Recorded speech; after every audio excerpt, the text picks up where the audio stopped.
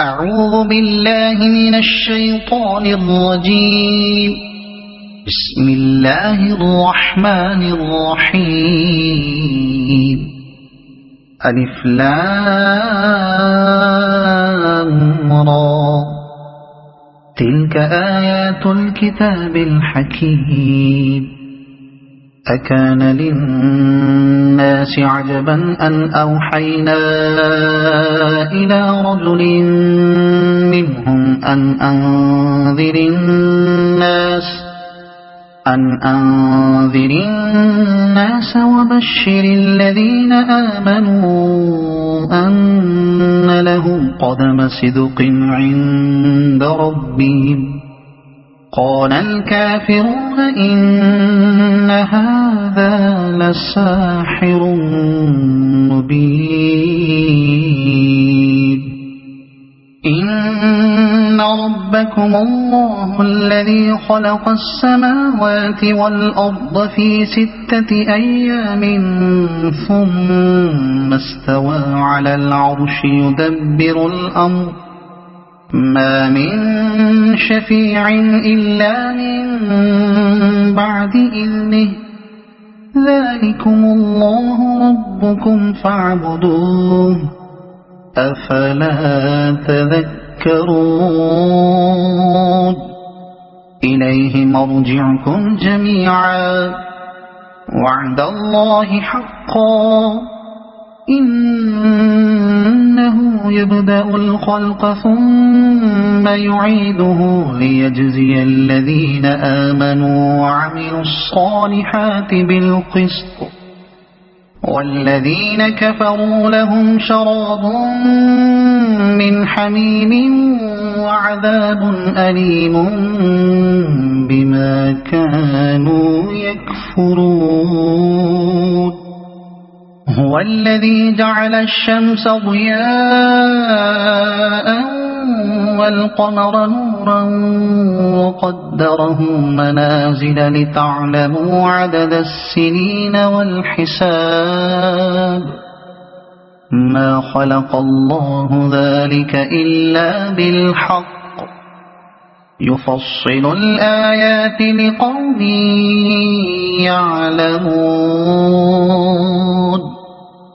إن في اختلاف الليل والنهار وما خلق الله في السماوات والأرض لآيات لقوم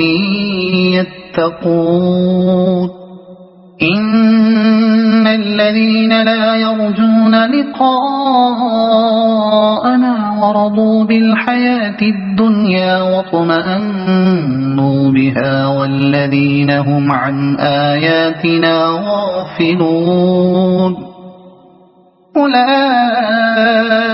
مأواهم النار بما كانوا يكسبون. إن الذين آمنوا وعملوا الصالحات يهديهم ربهم بإيمانهم تجري من تحتهم الأنهار في جنات النعيم. دعواهم فيها سبحانك اللهم وتحيتهم فيها سلام وآخر دعواهم أن الحمد لله رب العالمين. ولو يعجل الله للناس الشر استعجالهم بالخير لقضي إليهم أجلهم فنظر الذين لا يرجون لقاءنا في طغيانهم يعمهون. وإذا مس الإنسان الضر دعانا لجنبه أو قاعدا أو قائما فلما كشفنا عنه ضره مر كأن لم يدعنا إلى ضر مسه كذلك زين للمسرفين ما كانوا يعملون ولقد أهلكنا القرون من قبلكم لما ظلموا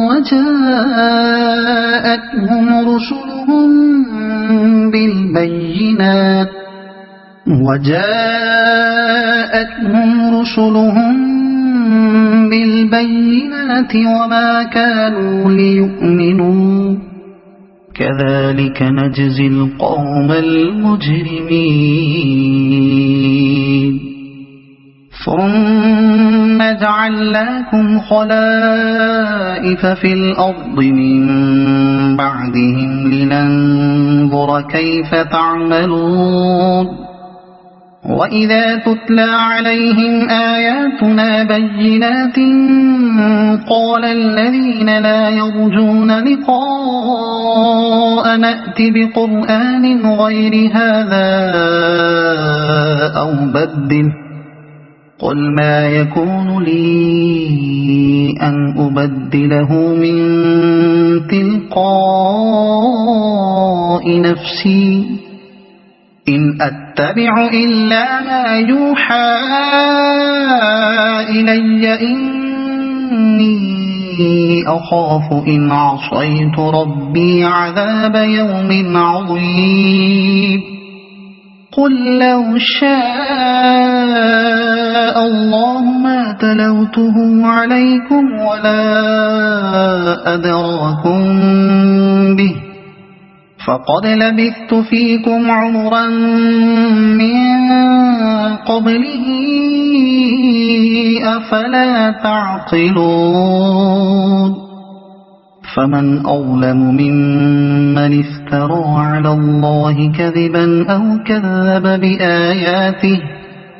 إنه لا يفلح المجرمون ويعبدون من دون الله ما لا يضرهم ولا ينفعهم ويقولون هؤلاء شفعاؤنا عند الله قل أتنبئون الله بما لا يعلم في السماوات ولا في الأرض سبحانه وتعالى عما يشركون وما كان الناس إلا أمة واحدة فاختلفوا ولولا كلمة سبقت من ربك لقضي بينهم فيما فيه يختلفون ويقولون لولا أنزل عليه آية من ربه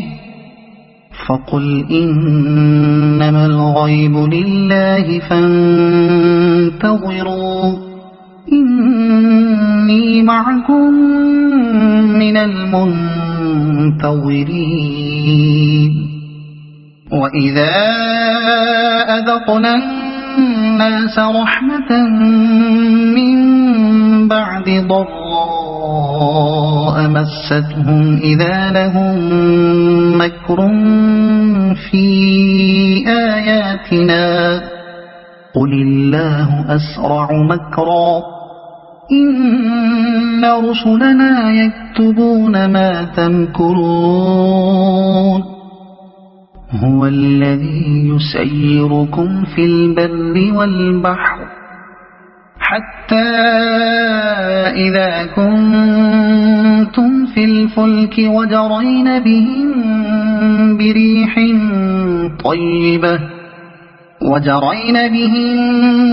بريح طيبة وفرحوا بها جاءتها ريح عاصف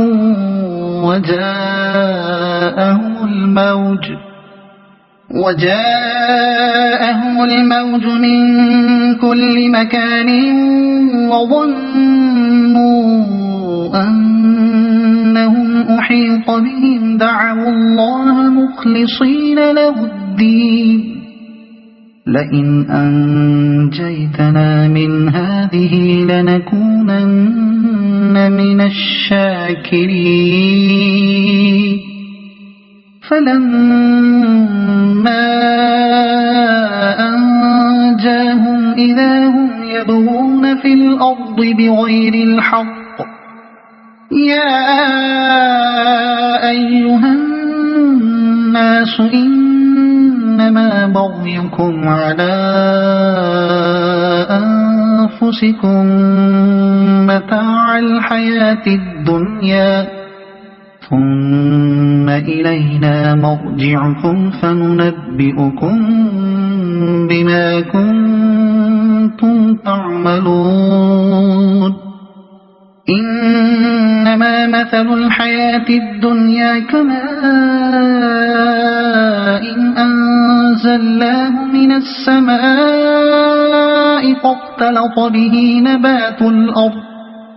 فاختلط به نبات الأرض مما يأكل الناس والأنعام حتى إذا أخذت الأرض زخرفها وزينت وظن أهلها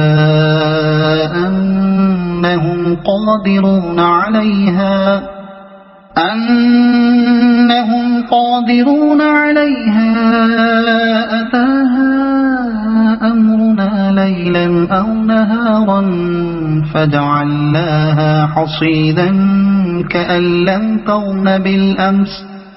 كذلك نفصل الآيات لقوم يتفكرون والله يدعو إلى دار السلام ويهدي من يشاء إلى صراط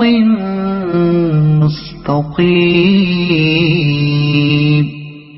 للذين أحسنوا الحسنى وزيادة ولا يرهق وجوههم قتر ولا ذلة أولئك أصحاب الجنة هم فيها خالدون والذين كسبوا السيئات جزاء سيئة بمثلها وترهقهم ذلة ما لهم من الله من عاصم كأنما أغشيت وجوههم قطعا من الليل مظلما أولئك أصحاب النار هم فيها خالدون ويوم نحشرهم جميعا ثم نقول للذين أشركوا مكانكم أنتم وشركاؤكم فزيلنا بينهم وقال شركاؤهم ما كنتم إيانا تعبدون فكفى بالله شهيدا بيننا وبينكم إن كنا عن عبادتكم لغافلين هنالك تبلو كل نفس ما أسلفت وردوا إلى الله مولاهم الحق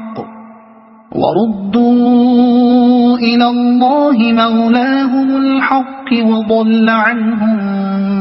ما كانوا يفترون قل من يرزقكم من السماء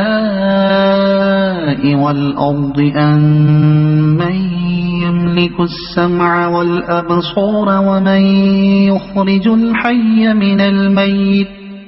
ومن يخرج الحي من الميت ويخرج الميت من الحي ومن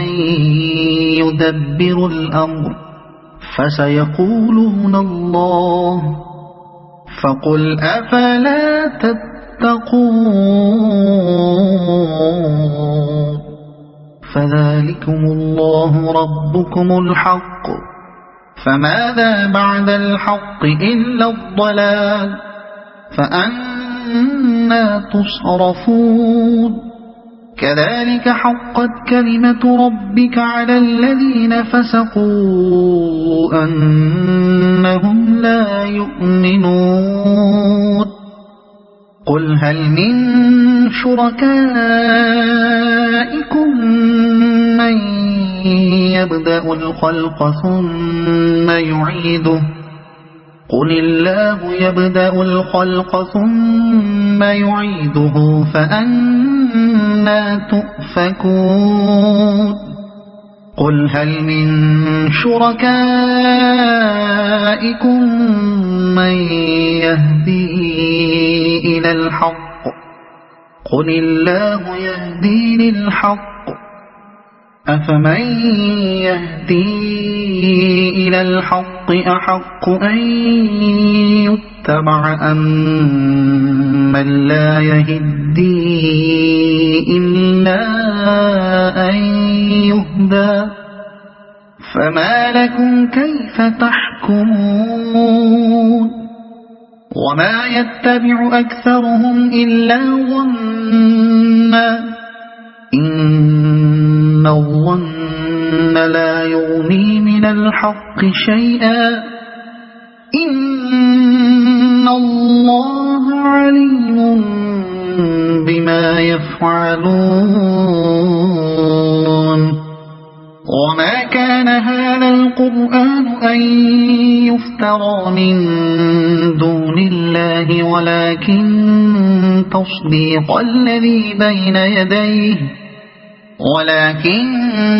تصديق الذي بين يديه وتفصيل الكتاب لا ريب فيه من رب العالمين أم يقولون افتراه قل فأتوا بسورة مثله وادعوا من استطعتم من دون الله إن كنتم صادقين بل كذبوا بما لم يحيطوا بعلمه ولما يأتهم تأويله كذلك كذب الذين من قبلهم فانظر كيف كان عاقبة الظالمين ومنهم من يؤمن به ومنهم من لا يؤمن به وربك أعلم بالمفسدين وإن كذبوك فقل لي عملي ولكم عملكم أنتم بريئون مما أعمل وأنا بريء مما تعملون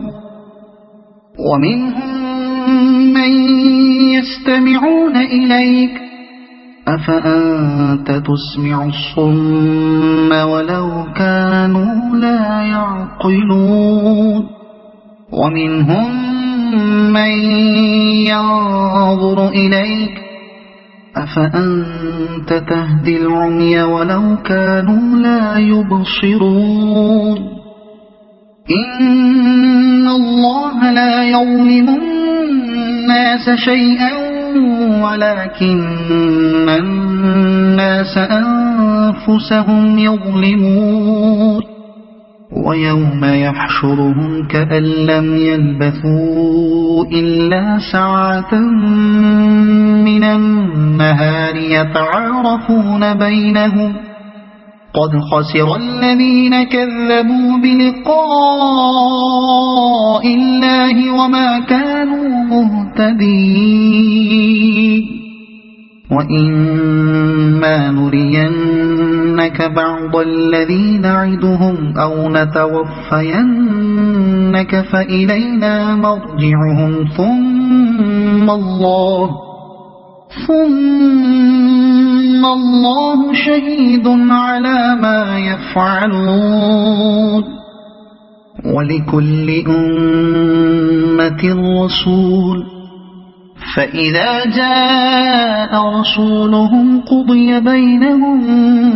بالقسط وهم لا يظلمون ويقولون متى هذا الوعد إن كنتم صادقين قل لا أملك لنفسي ضرا ولا نفعا إلا ما شاء الله لكل أمة أجل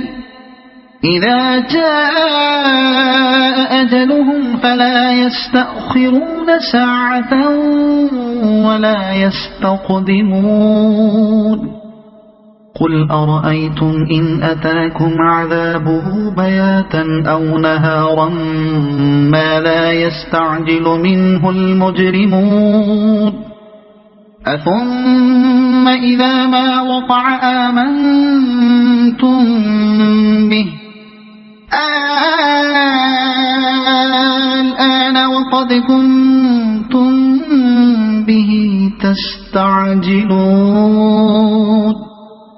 ثم قيل للذين ظلموا ذوقوا عذاب الخلد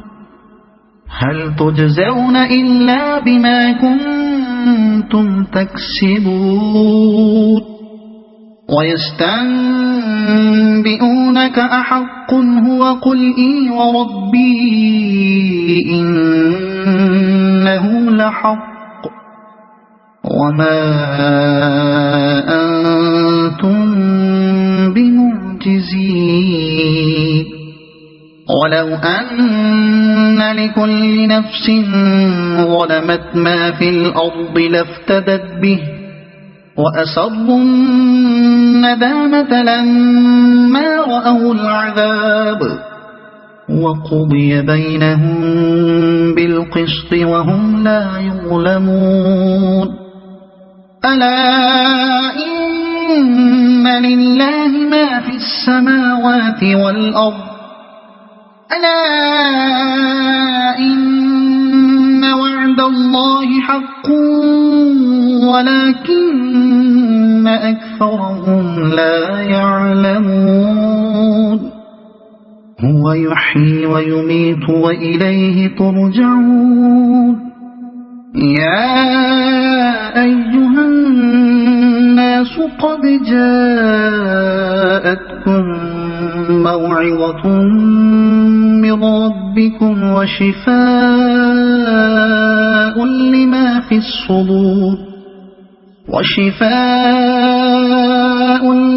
في الصدور وهدى ورحمة للمؤمنين قل بفضل الله وبرحمته فبذلك فليفرحوا هو خير مما يجمعون قل أرأيتم ما أنزل الله لكم من رزق فجعلتم منه حراما وحلالا قل الله أذن لكم أم على الله تفترون وما ظن الذين يفترون على الله الكذب يوم القيامة إن الله له فضل على الناس ولكن أكثرهم لا يشكرون وما تكون في شأن وما تتلو منه من قرآن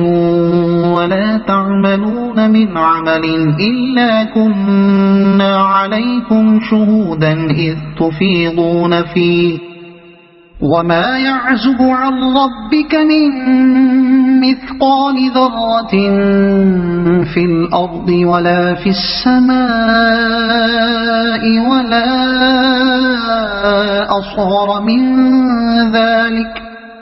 ولا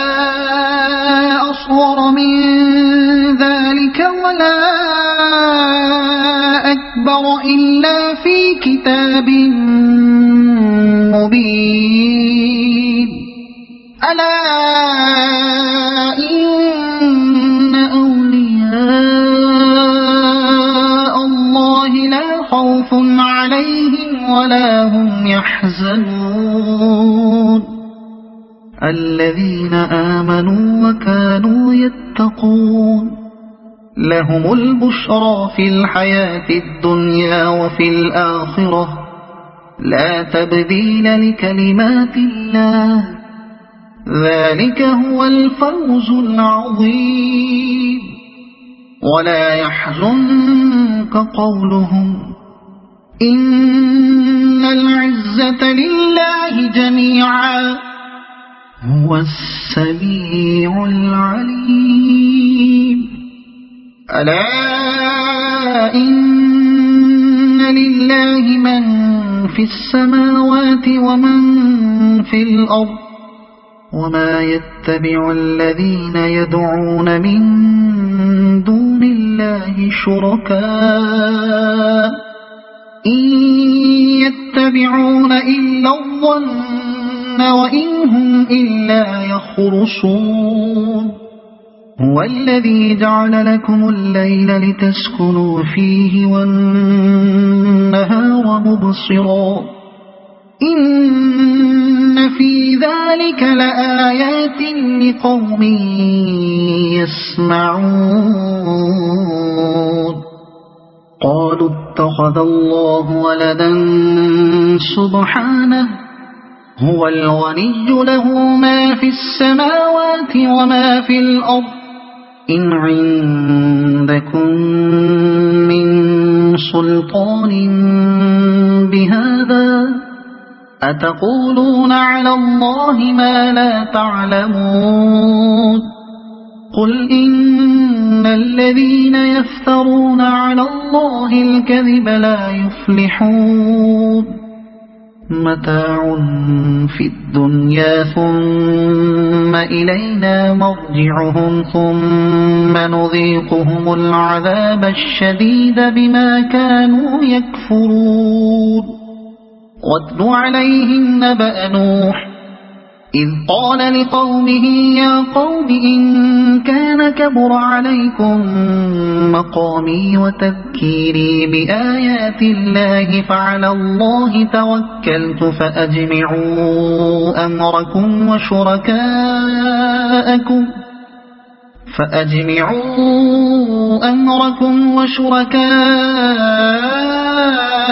ثم لا يكن أمركم عليكم غمة ثم قضوا إلي ولا تنظرون فإن توليتم فما سألتكم من أجر إن أجري إلا على الله وأمرت أن أكون من المسلمين فكذبوه فنجيناه ومن معه في الفلك وجعلناهم خلائف وأغرقنا الذين كذبوا بآياتنا فانظر كيف كان عاقبة المنذرين ثم بعثنا من بعده رسلا إلى قومهم فجاءوهم بالبينات فما كانوا ليؤمنوا بما كذبوا به من قبل كذلك نطبع على قلوب المعتدين ثم بعثنا من بعدهم موسى وهارون إلى فرعون وملئه بآياتنا فاستكبروا وكانوا قوما مجرمين فلما جاءهم الحق من عندنا قالوا إن هذا لسحر مبين قال موسى أتقولون للحق لما جاءكم أسحر هذا ولا يفلح الساحرون قالوا أجئتنا لتلفتنا عما وجدنا عليه آباءنا وتكون لكما الكبرياء في الأرض وما نحن لكما بمؤمنين وقال فرعون ائتوني بكل ساحر عليم فلما جاء السحرة قال لهم موسى ألقوا ما أنتم ملقون فلما ألقوا قال موسى ما جئتم به السحر إن الله سيبطله إن الله لا يصلح عمل المفسدين ويحق الله الحق بكلماته ولو كره المجرمون فما آمن لموسى إلا ذرية من قومه على خوف من فرعون وملئهم أن يفتنهم وإن فرعون لعال في الأرض وإنه لمن المسرفين وقال موسى يا قوم إن كنتم آمنتم بالله فعليه توكلوا إن كنتم مسلمين فقالوا على الله توكلنا ربنا لا تجعلنا فتنة للقوم الظالمين ونجنا برحمتك من القوم الكافرين وأوحينا إلى موسى وأخيه أن تبوأ لقومكما بمصر بيوتا وجعلوا بيوتكم قبلة وأقيموا الصلاة وبشر المؤمنين وقال موسى ربنا إنك آتيت فرعون وملأه زينة وأموالا في الحياة الدنيا ربنا ليضلوا عن سبيلك ربنا اطمس على أموالهم واشدد على قلوبهم فلا يؤمنوا حتى يروا العذاب الأليم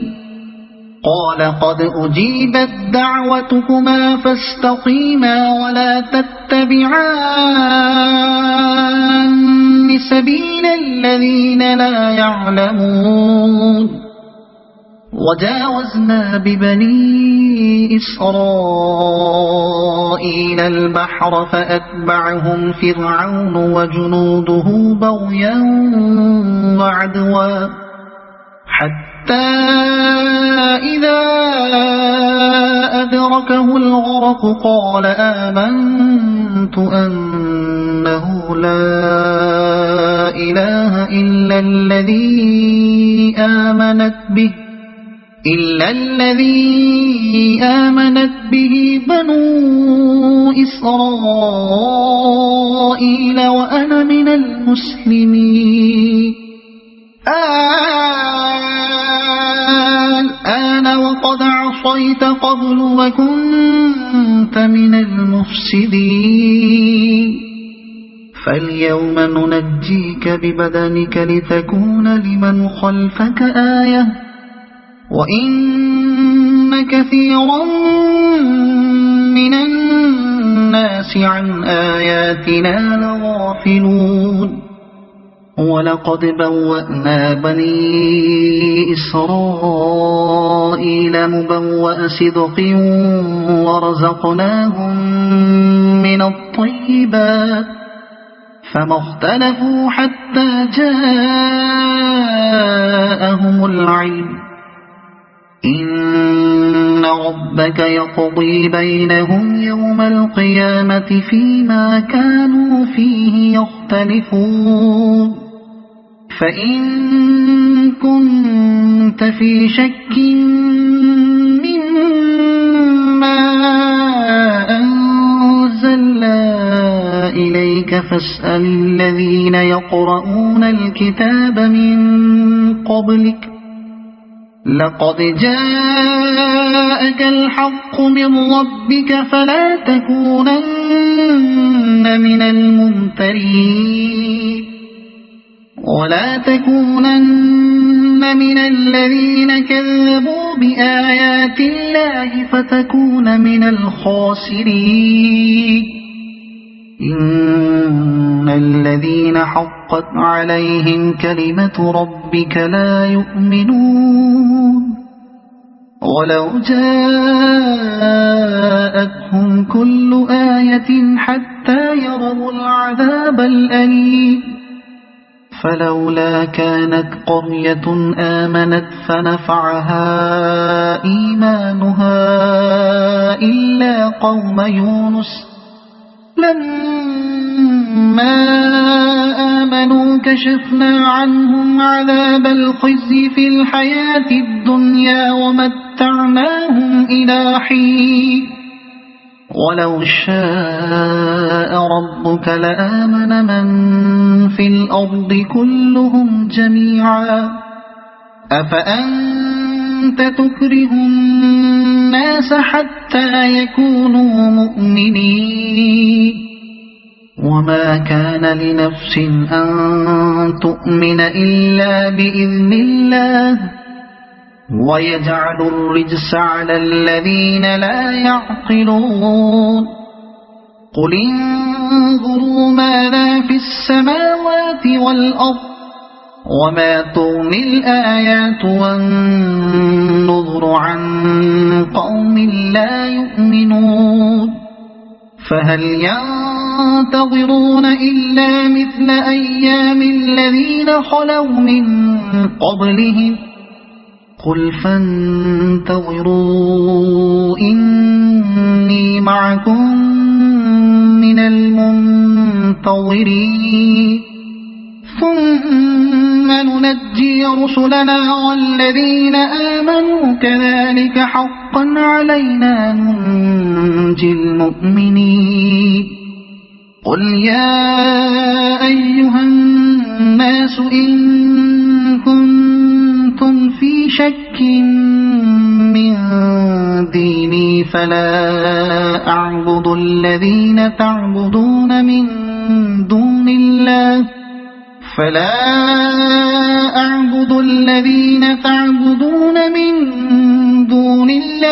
ولكن أعبد الله الذي يتوفاكم وأمرت أن أكون من المؤمنين وأن أقم وجهك للدين حنيفا ولا تكونن من المشركين ولا تدع من دون الله ما لا ينفعك ولا يضرك فإن فعلت فإنك إذا من الظالمين وإن يمسسك الله بضر فلا كاشف له إلا هو وإن يردك بخير فلا راد لفضله يصيب به من يشاء من عباده وهو الغفور الرحيم قل يا أيها الناس قد جاءكم الحق من ربكم فمن اهتدى فإنما يهتدي لنفسه ومن ضل فإنما يضل عليها وما أنا عليكم بوكيل واتبع ما يوحى إليك واصبر حتى يحكم الله وهو خير